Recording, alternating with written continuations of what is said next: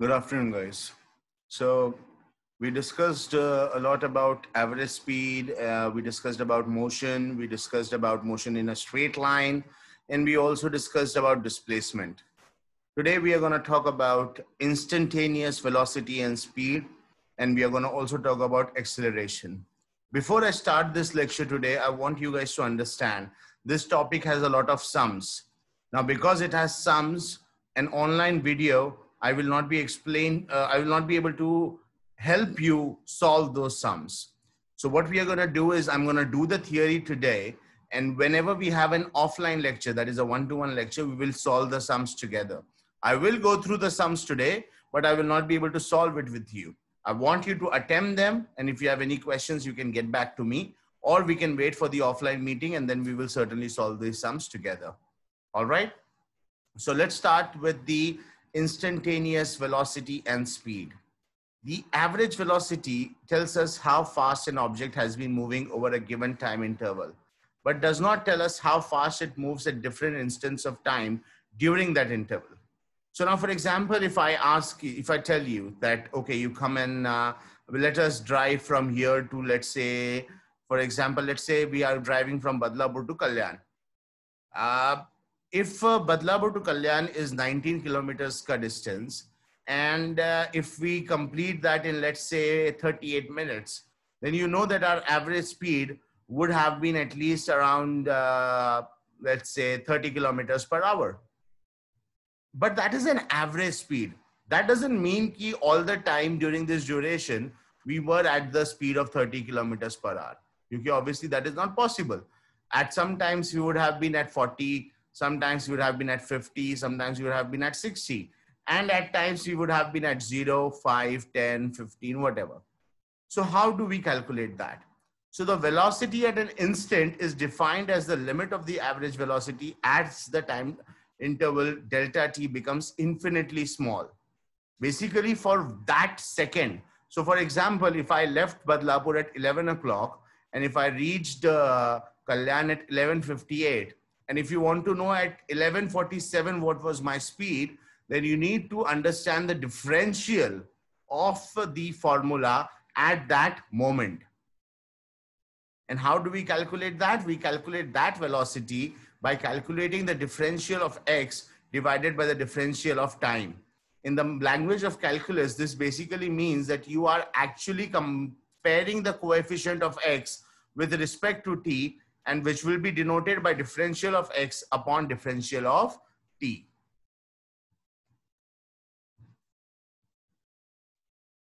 So it is the rate of change of position with respect to time at that instant. ये बहुत ही important line है.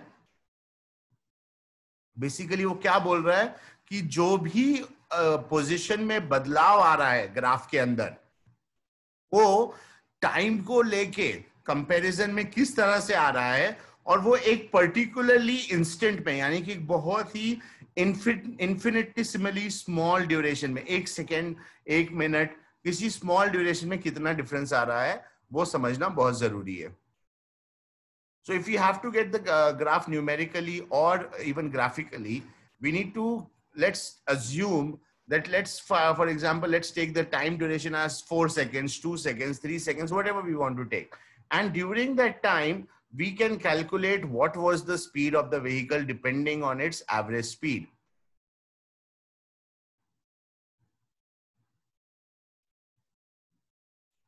Now, how will you calculate it? Let's say graphically. So graphically, it is going through a slope. We know. So it will start at a particular speed. It will reach a particular speed, and at times it will fall to a particular speed. But when I calculate it for a particular time duration, and if I know the time duration, you can actually calculate what will be the exact point. Now it says here it is difficult to show this process graphically, but if we use the numerical method, we can actually get a exact option as well. क्यों graphically difficult है? क्योंकि graph जो है वो motion में है, तो उसको उस चीज को exactly दिखाना थोड़ा सा difficult हो सकता है. बट अगर हमने न्यूमेरिकली किया तो हमारे पास फॉर्मूला है. क्या फॉर्मूला है? हम 2 कॉलम बना सकते हैं अलग अलग टाइमिंग के. एक हम निकाल सकते हैं total time minus delta time upon 2, और दूसरा हम निकाल सकते हैं total time plus delta time upon 2. और उस वजह से हमें उसकी एग्जैक्ट वैल्यूज मिल सकते हैं.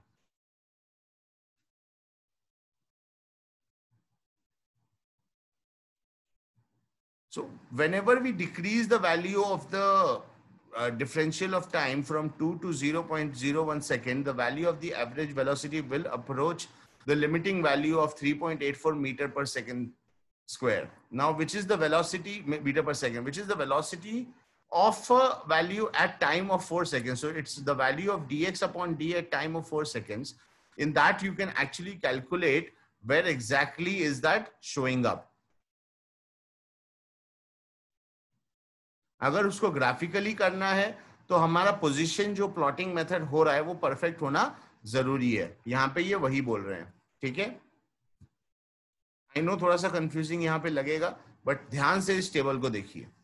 अगर हमें delta X upon delta T यानी कि differential x upon differential T को वैल्यूएशन निकालना है 4 सेकंड के ऊपर, तो हमें डिफरेंशियल टी का वैल्यू निकालना पड़ेगा, डिफरेंशियल टी वन का, टी टू का, और उसको कोएफिशिएंट से मल्टीप्लाई करने के बाद X T one, X T two का, और फिर डेल्टा एक्स का. तो फिर delta X upon delta T करेंगे तो हमें एग्जैक्ट वैल्यू मालूम पड़ेगी. तो अगर हमने डेल्टा एक्स का वैल्यू है 7.84 और डेल्टा टी का 2.0 तो 3.92 होगा.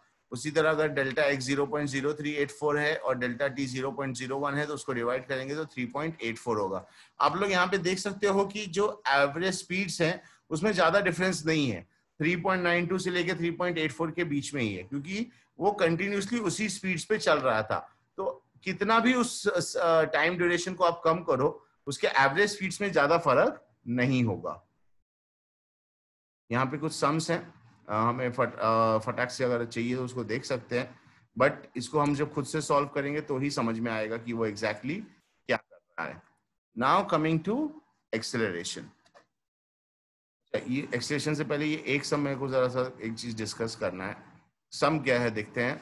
The position of an object moving along x-axis is given by x is equal to a plus bt square, where a is 8.5 meter, b is 2.5 meter per second square, and t is measured in seconds.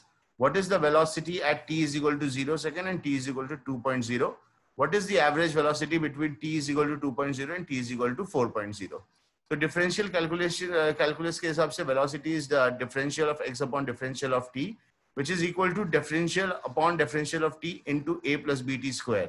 क्योंकि x का value हमें मालूम है a plus bt square है. तो अगर हम उसको सॉल्व करेंगे तो 2bt आएगा.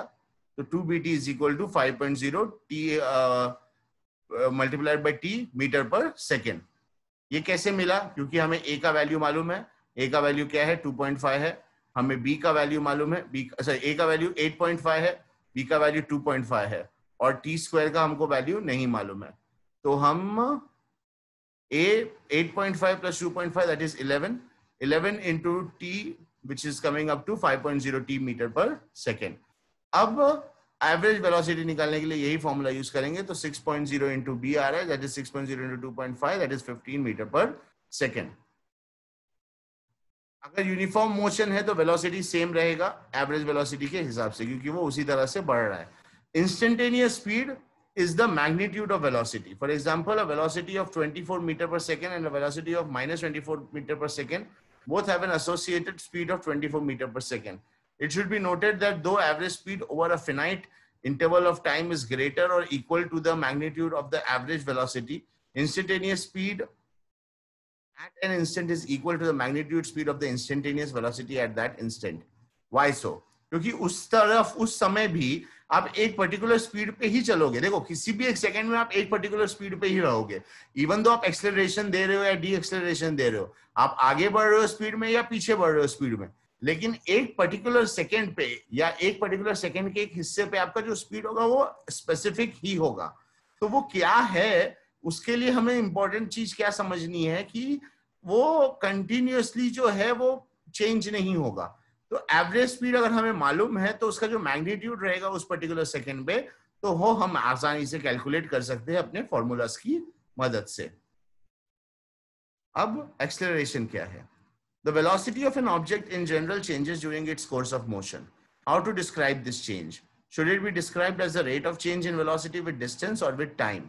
This was a problem even in Galileo's time. It was first it was first thought that this change could be described by the rate of change of velocity with distance.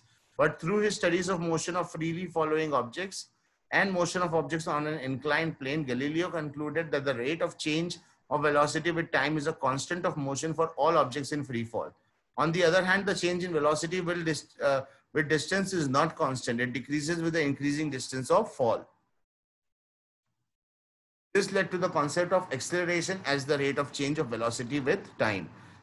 अब आपको एक simple सी बात बोलता हूं, अगर आप चौथे माले से एक बॉल फेंकते हैं नीचे, तो वो जिस स्पीड से जाएगा, बॉल का मास तो वही है, और कंपेयर टू अगर आप 10वें माले से फेंकते तो जिस स्पीड से जाएगा उसमें फर्क है. क्यों फर्क है? क्योंकि acceleration due to gravity will continuously rise. अब आपको एक चीज समझना है, स्पीड जो है वो मोशन के हिसाब से कांस्टेंट हो सकती है, बट एक्सेलरेशन मोशन के हिसाब से कभी कांस्टेंट नहीं होगा, क्योंकि एक्सेलरेशन कंटिन्यूसली इंक्रीज हो रहा है. अगर मैं समझो फॉर एग्जांपल बाइक पे बैठा हूं, और बाइक पे जब मैंने बैठा तो मैंने बाइक स्टार्ट की और मैंने एक लेवल तक एक्सेलरेशन करके छोड़ दिया, यानी कि मैंने गाड़ी का जो एक्सेलेटर है उसको समझो फॉर एग्जांपल 30 डिग्रीज घुमा के मैंने उसको रोक दिया है. अब मैं उसको 30 डिग्री से कम ज्यादा नहीं कर रहा हूं, तो क्योंकि मैंने उसको 30 डिग्री पे घुमा के रखा हुआ है, तो कंटिन्यूअसली स्पीड बढ़ता ही जाएगा.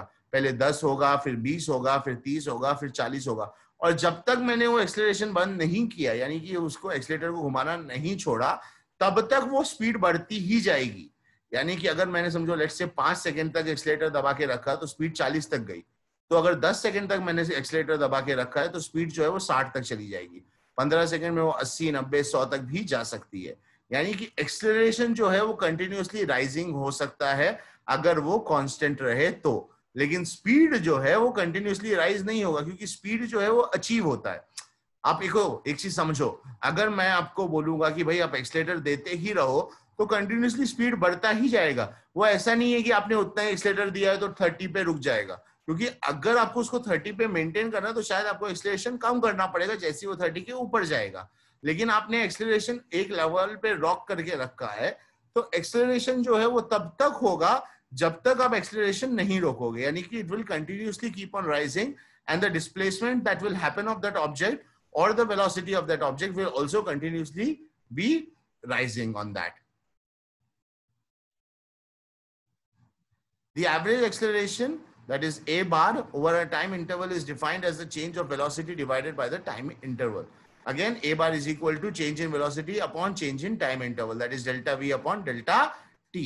तो जैसे v is equal to delta x upon delta t, वैसे ही a bar is equal to delta v upon delta t, where v2 and v1 are the instantaneous velocity at the time t2 and t1. तो जो भी time पे जो भी उसकी velocity है उसका जो डिफरेंस होगा divided by the difference in time will calculate the actual acceleration that happened at that instant.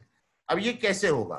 देखो, अभी फॉर एग्जांपल अगर मैं गाड़ी की स्पीड जो है वो 60 से लेके 70 के बीच में आगे पीछे कर रहा हूं, और एक टाइम ड्यूरेशन के बीच में भी वो 60 से 70 के बीच में आगे पीछे हुई, तो जो वेलोसिटी में चेंज है वो 60 से 70 के बीच का होगा, यानी कि 70 - 60. और जो उसका वैल्यूएशन होगा एक्सेलरेशन का, मूवमेंट का या डिस्प्लेसमेंट का, वो डिपेंड करेगा कि वो वॉलेंटरी था या उस हिसाब से नहीं था.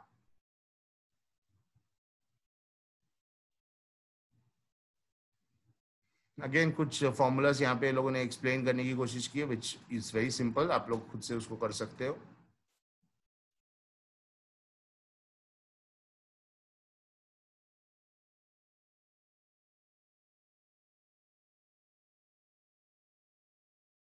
ये सारे कुछ एग्जांपल्स हैं जो अभी के लिए मेरे को नहीं चाहिए. यहाँ पे कुछ इंपॉर्टेंट पॉइंटर्स है, let's go through this. So it means that acceleration and velocity cannot change values abruptly at an instant. Changes are always continuous. तो अच्छा, अब ये बहुत इंपॉर्टेंट चीज है. गाड़ी आपने चालू की, आपने थोड़ा एक्सेलरेटर दिया और एक्सेलरेटर छोड़ दिया, गाड़ी की स्पीड बढ़ के 15-20 हुई और वापस से धीरे धीरे कम होती गई. तो ये जो मूवमेंट है ये एक्सेलरेशन के वजह से हो रहा है. जैसे अगर आप 10वें माले से गिरे तो आपका जो स्पीड है वो कंटिन्यूसली बढ़ता ही जाएगा, और तब तक बढ़ेगा जब तक आप जमीन से इंटरैक्ट नहीं करोगे. यानी कि वो ऐसा नहीं है कि वो स्पीड एक लेवल पे जाके रुक जाएगी कि भाई आप 15 की स्पीड पे हो गए, 20 की स्पीड पे हो गए तो आगे नहीं बढ़ने वाली. ऐसा नहीं होगा. स्पीड जो है वो कॉन्स्टेंटली बढ़ता ही रहेगा तब तक जब तक वो किसी और दूसरे किसी थर्ड मतलब दूसरे किसी भी रीजन के वजह से वो एक्सेलरेशन रुक नहीं जाता, यानी कि वो इंस्टेंट नहीं है, वो कंटिन्यूअसली चलता ही रहेगा. Now coming to kinematic equations for uniformly accelerated motion. For uniformly accelerated motion, we can derive some simple equations that relate displacement x, time taken t, initial velocity v0, final velocity v, and acceleration a. Equation already obtained gives a relation between final and initial velocities v and v0 of an object moving with uniform acceleration at a. So velocity is equal to velocity at the time of start plus acceleration multiplied by time. अब गाड़ी जो है मैंने start की 0 पे और मेरा जो एक्सेलरेशन था वो कंटिन्यूअसली लेट्स से 10 मीटर्स पर सेकंड के हिसाब से बढ़ते जा रहा था, और अगर मैंने एक्सेलरेशन आधे घंटे तक दिया तो वो कितने सेकंड्स के लिए बढ़ा, वो अप्रोक्सीमेटली बढ़ा 1800 सेकंड्स के लिए. तो 1800 सेकंड्स कंटिन्यूअसली वो जो स्पीड बढ़ती जा रही है वो नोट ऑटोमेटिकली उस चीज में हम कर सकते हैं. ठीक है. This relation is graphically represented. The area under this curve is area between instant O and T, area of triangle ABC plus area of rectangle OACD. ये यहाँ पे बता रहा है कि एक्सेलरेशन जो हो रहा है वेलोसिटी माइनस वेलोसिटी ऑफ 0, ये C और B के बीच में आप आराम से समझ सकते हैं, क्योंकि A to C का जो है वो वेलोसिटी 0 का लेवल है. ये आप लोग देख रहे हो एक्स एक्सिस जो OP है वो एक्स एक्सिस है, और क्योंकि एक्सेलरेशन यूनिफॉर्म है तो वो यहाँ पे एक सिंगल स्ट्रेट लाइन क्रिएट कर रहा है, बट डिस्प्लेसमेंट यूनिफॉर्म नहीं है. क्यों नहीं है? क्योंकि स्पीड जो है वो इनिशियल वेलोसिटी की जो स्पीड है वो उसी स्पीड से धीरे धीरे आगे बढ़ते जा रहा है एक्स एक्सिस पे और टाइम कवर कर रहा है, बट बिकॉज वो एक्सेलरेशन कंटिन्यूअस है, इवन दो वो एक ही लेवल पे है बट वो कंटिन्यूअसली है, तो उसका जो एक्चुअल स्पीड है वो कंटिन्यूअसली बढ़ते ही जाएगा.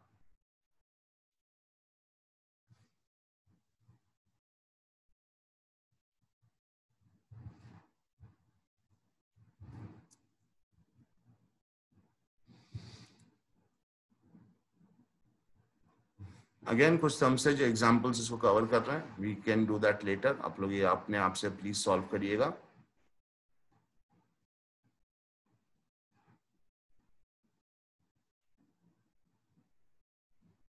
Now coming to relative velocity. So you must be familiar with the experience of traveling in a train and being overtaken by another train moving in the same direction as you are. While that train must be traveling faster than you to be able to pass you, it does seem slower to you than it would be to someone standing on the ground and watching both the trains. In case both the trains have the same velocity with respect to the ground, then to you the other train would seem to be not moving at all. To understand such observation, we now introduce the concept of relative velocity.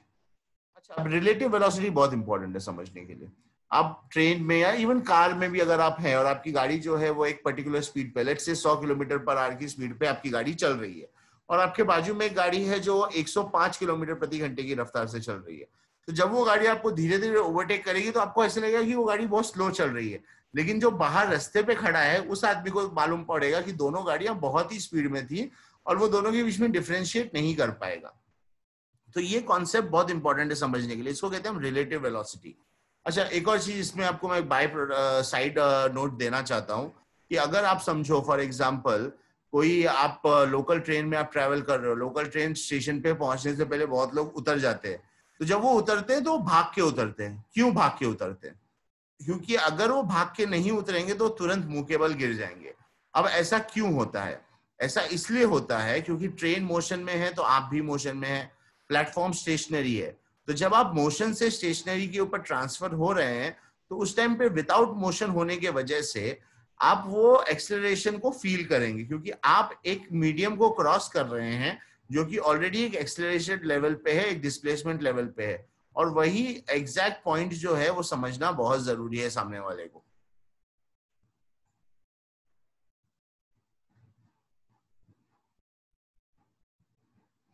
यहाँ पे जो example दिया है वो भी वही बात कर रहा है. अगर समझो फॉर एग्जाम्पल आप एक ट्रेन में बैठे हो और ट्रेन जो है उसके बाजू से एक दूसरी ट्रेन हाई स्पीड में आके ओवरटेक करती है, तो आपको वो ओवरटेकिंग जो है वो उतना फास्ट नहीं फील होगा जो कि बाहर खड़े हुए आदमी को होता है. क्यों ऐसा? क्योंकि आप भी मोशन में है और आपका भी एक पर्टिकुलर स्पीड है, तो आप उतना ही फील कर पाओगे जो दोनों चीजों के बीच में डिफरेंस है। तो अगर समझो मेरी गाड़ी 110 के स्पीड से चल रही है और बाजू वाली की गाड़ी 120 के स्पीड से चल रही है, तो टेक्निकली दोनों के बीच का डिफरेंस जो है वो सिर्फ 10 किलोमीटर पर आवर का है। और क्योंकि वो 10 किलोमीटर पर आवर ही है, इसका मतलब ये है कि वो डिफरेंस जो है वही एक्चुअल आप फील कर पाओगे। और ये कॉन्सेप्ट को हम कहते हैं रिलेटिव वेलोसिटी। क्या कहते हैं? Relative velocity.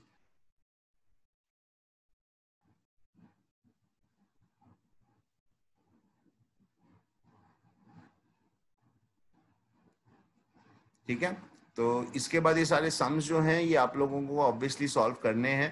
प्लीज वो सम्स को सॉल्व कर देना, मगर कोई भी कंफ्यूजन आएगा तो मुझे तुरंत पूछिए, मैं आपको समझा दूंगा। ये कुछ फॉर्मूला समरी में भी दिए हुए हैं, इनको आपको बाय हार्ट करना है। और ये एक चार्ट है, इसको प्लीज समझिए। अगर इसमें कोई डाउट्स रहेगा तो प्लीज मुझे कंटिन्यूसली बता दीजिए, इमीडिएटली उसको मुझे इन्फॉर्म करिए। ये पॉइंट्स टू रिमेंबर अगेन बहुत इंपॉर्टेंट है, please go through this as well. ठीक है, I think this should be all for today. Thank you guys. Have a good day.